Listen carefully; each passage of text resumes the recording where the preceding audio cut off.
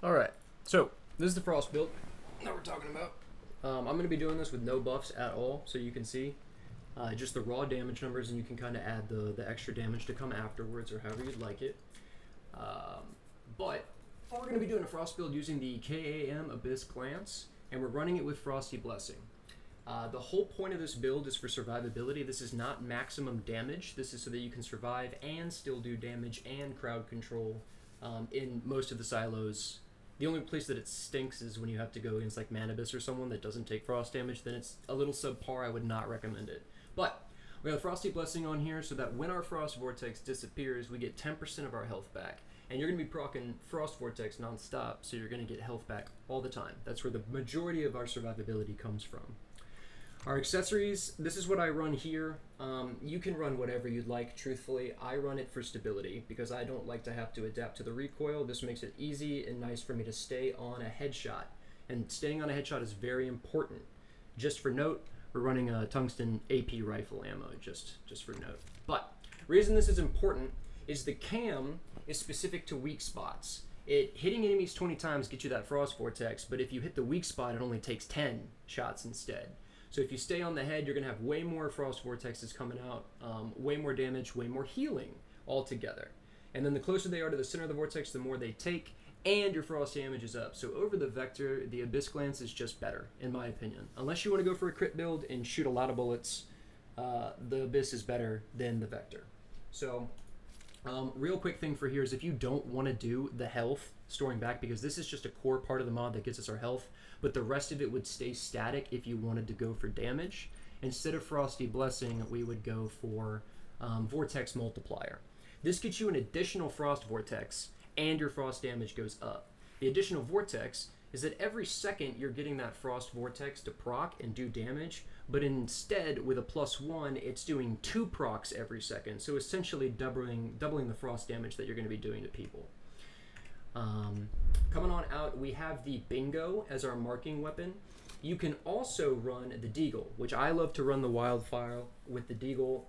Either if it's the Deagle or the Bingo, it doesn't matter. You're going to be running the Vulnerability Amplifier mod to get you that extra 8%. And you'll see in the rotation, we're going to hit him in the face. We're going to swap to our weapons, get that vulnerability going, and just fire away. Right?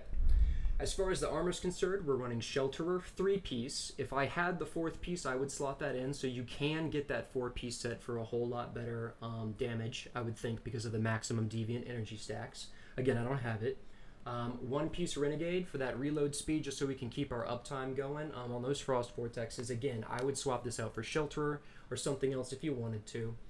I run 1 Bastille, because if you stay at above 70% health, you're getting weapon damage 10%. That is the best in slot 1-piece armor set that you can have that is not an exotic. If you don't run with Frosty Blessing, just make sure you're above 70% and you can keep that damage. It's just flat damage that's too good to pass up on a 1-piece. Of course, we have the Frost Tactical Vest. That gives us the ice spikes that just make our Frost Vortexes more potent. Again, pairing well with the double Vortex if you're going for damage. Right? Our melee weapon doesn't matter. I have on the Frozen Northern Pike because heavy attacking with it will proc a Frost Vortex, so it's essentially a pocket heal. And then if you smack like an ad inside of the Frost Vortex, you can get more health back in exchange for your stamina. Okay. Going for the mods, we've already talked about our weapons here. So for the Shelterer hat, we're doing Elemental Havoc. On this, again, because we're using the Abyss Glance instead of the Vector, you want elemental damage and nothing else. So we've got our elemental damage up with more element. Swap into mass, we have obliteration. The more enemies that are inside the Frost Vortex, the more it does. That's not only good for clearing waves really fast, but also if there's more ads that are next to the boss is going to take a lot more damage too. Really helpful in silos. On our chest, we have Flame Resonance. I don't know why it says Flame, but it applies status damage and element, so this applies to our ice. That is going to allow us to just do more damage rather than having a defensive mod slotted in the chest piece, which most, if not all, chest piece mods are for defense. Pants, we have Precision Charge. This pairs so well with the Abyss Glance, it's almost like it was made for it, is every 10% weak spot hit rate of the previous magazine boosts your elemental damage. That goes up to 24%, lasting for 10 seconds, and then when you reload, it resets. But the KAM requires you to get headshots, right? So you're going to be doing this naturally. That's 24% extra damage just because. I think that's fantastic. Swapping over to the Renegade gloves, we have Elemental Overload. I don't know if this was a recent mod they added, or if it was just hard for me to get, but once I got this one, it is a flat 18% damage, and I've got Element as the second, so it's another flat % damage, really just boosting that up there. And for our shoes, we have Secluded Strike. Normally, I run Covering Advance. Where are we here? Covered Advance. And I run this in the hopes that I'm not taking damage, but the point of this build is to survive taking damage, so I find it, like, you know, not really useful. Instead, I like to run Secluded Strike so that as long as I'm 7 meters away from them, I'm getting that constant 15% weapon damage. Okay? So that's our mods, that's everything. This is what the stats look like. Nothing impressive. Nothing impressive at all that you will find here. Okay? But it still does what we want it to do. So again, this is unbuffed. The whole rotation is we're going to throw our Deviant out onto the side. Once we do so, we're going to shoot with our bingo, swap to our Abyss Glance, and then fire away. So out comes the Frost, throw it, aim down sight, shoot, swap, aim for the head, go. Okay, first magazine is 30 to 32k on that ramp damage. Second one's sitting at about 35 to 36k, and we'll go for a 3 magazine because most bosses last around this much for their damage rotations. That's 850,000, ramping up to 962,000 damage in 3 magazines. That's almost a million running Frost Vortex post-nerf, which is kind of nutty in my opinion. Real quick before we end, we'll go on the Cradle. The Cradle here, this is what it looks like. It's really just looking for those damage buffs. We've got automatic weapon. You can swap this so the sniper rifle does more damage. I usually run the Deagle, so I have it on the handgun. Deviation Master, naturally, just put out your Deviant, you do more damage. Tactical Combo, we are gonna swap in our rotation, so this will always give us 25% damage, and then once we reload, which it only takes about 4 seconds to shoot our mag, we'll get that damage buff going again, and it's all just working together. After hitting a weak spot, which we will always do with the KAM, your status damage goes up by 25%.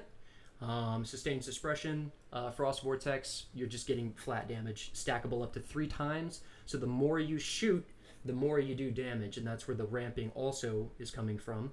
And then we have this Rapid Fire Inferno. That is not what I wanted to have selected. Why is that selected? Whew.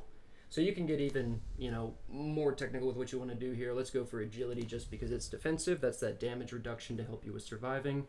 If you want to go for Master Tactician instead, this helps if you use like a Stardust Shield and then you want to have 25% bonus against Great Ones only. That's why I don't run it. I run a lot of Silos, but if you are fighting a lot of Great Ones, this is definitely a good pickup to have. As far as food is concerned, I really think that the best one is one of the harder to makes. So I have been going for, where are we at here? I like Starberry Raspberry Shaved Iced. It makes your continuous debuff last for longer. The only downside with this is if you run it with the Frosty Blessing, it's a little bit longer for you to get your health. But this is a good one to run if you want that continuous damage. Whimsical Drink is the go-to though for status damage. So if you have Whimsical Drink, make this one, drink this one, that's what you want.